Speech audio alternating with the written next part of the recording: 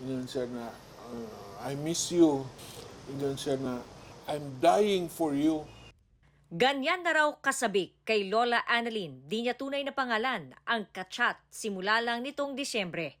2 dekada na siyang byuda, ang Katsyat na nagpakilalang US citizen. Medyo nalipay po ko kay ingon man siya nga, I'm going to the Philippines to marry you. He is going to help me going to America. Okay, my sisters are already there in America.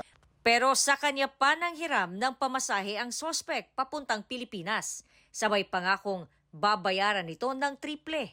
Pautay-utay na nagpadala si Lola ng halagang umabot sa 68,000 pesos. Hiningan pa siya ng dagdag na 30,000 pesos.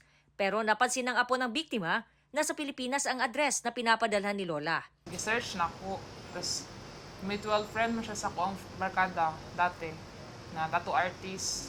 Karon so akong gi-chat akong barkada na tattoo artist na kaila ba ka ni kuan ko ni katong lalaki. Siya kaila siya kay yara daw tong kauban sa tattoo. So ako di man agent.